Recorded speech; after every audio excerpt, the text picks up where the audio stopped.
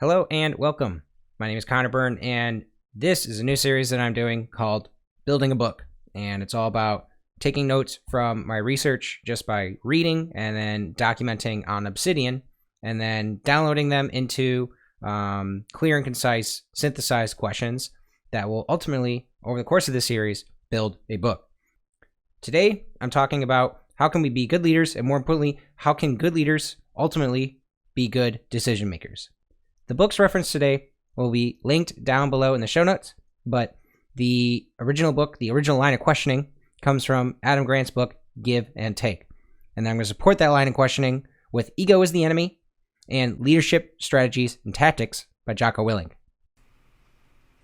So what does it take to be a good leader? Well, to be a good leader, there's a lot of good questions you could ask. Why? Maybe you have to be a really strong leader. Maybe you have to be someone who talks a lot. Maybe you're somebody that doesn't have to talk a lot at all. Being a great leader or making the right decision is very difficult. And the scope of that question of what is a good decision maker is you have to parse it out into many different sections. And so we have to ask ourselves, does building strong teams build strong leaders? Because if you're a strong leader, you're a leader of a team. So is it advantageous for leaders to build strong teams? It seems pretty common sense, but if you were to come up with concrete examples, you really have to dig. So what do we have to see here? So we have some Stanford scientists that are saying, hey, Americans view independence as a strength and interdependence as a weakness, which is interesting. But this is true of what Adam Grant calls as takers.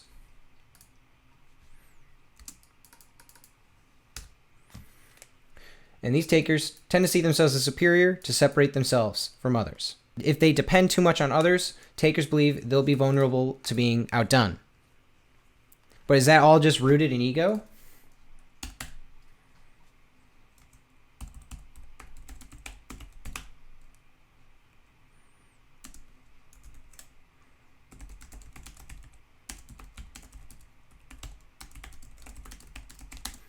Does this all mean that ego is in the way of your success? There's another good question. So, in order to be a good leader, do you need ego? Is it important for you to keep your ego in check?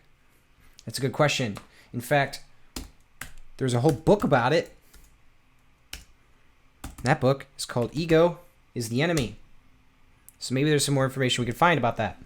So, being outdone, does this mean that ego is in the way of your success? Are your peers in the way of your success, or are they something that caters to your success? Well, I made a comment about this, and I said, hey, I keep my thoughts sheltered a lot. Well, why do I do that? I spend a lot of time coming to conclusions from reading or wherever else, but I fail to share them with others out of fear that someone will go off and do something before me.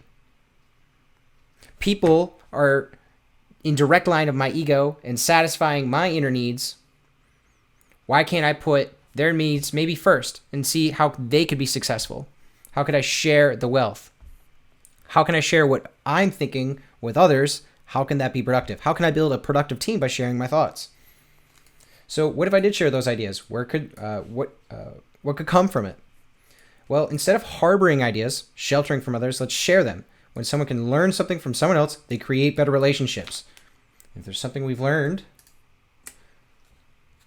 from creating strong relationships, is this: leadership requires good relationships. Good relationships with people above you, below you, and beside you on the chain of command are critical for a strong team.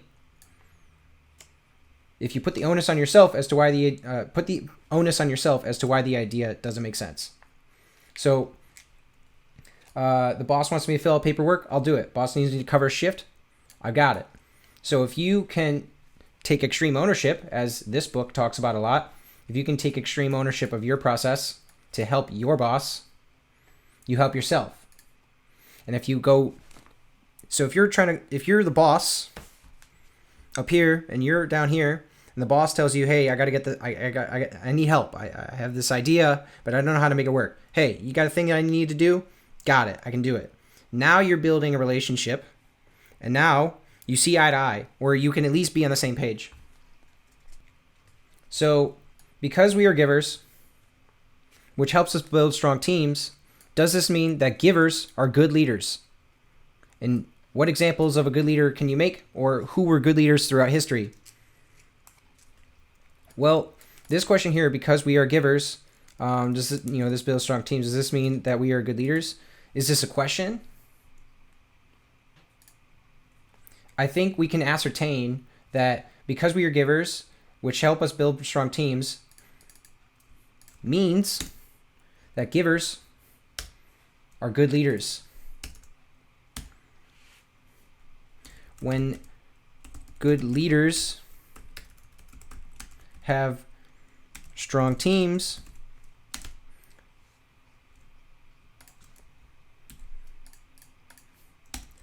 they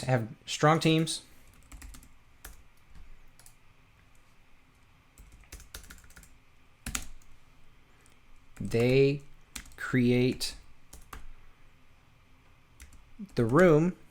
the opportunity to make good decisions. And this relates to what is a logical decision.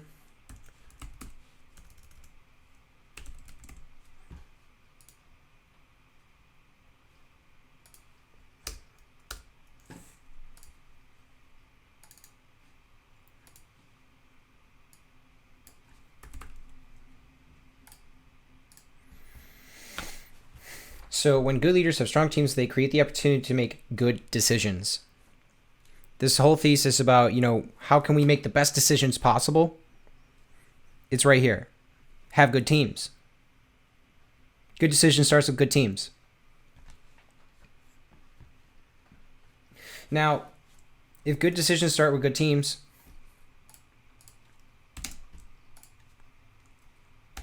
what makes a bad team? Well, the dichotomy is yes men.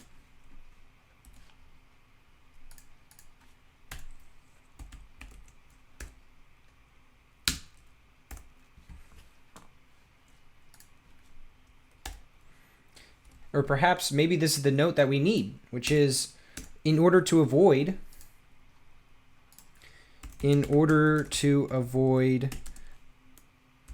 bad decisions,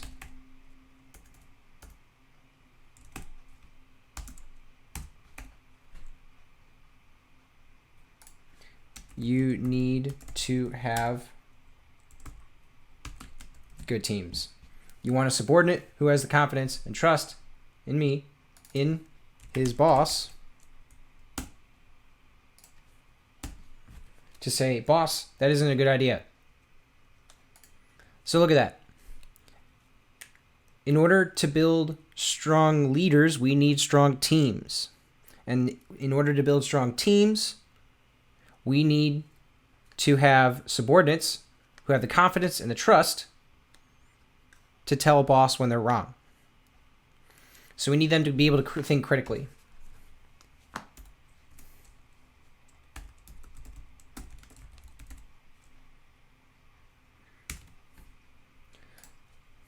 So perhaps it's something that we need to move forward to in some, in the next episode. But in summary, perhaps we need to tie up loose ends here. Critical thinking. Is it motivated by ego? So here's a good question. Next time is, how do we think critically? What is critical thinking? So as we move forward and try to make the right decision, let's start with building the right team. When we have the right team in our corner helping us make the right decisions, we can become more successful, not only as people, but as leaders of other people. And they too can make better decisions. So it's a win-win. If you can build strong teams, you can make better decisions. If you can make better decisions, you make more strong teams. It's pretty cool.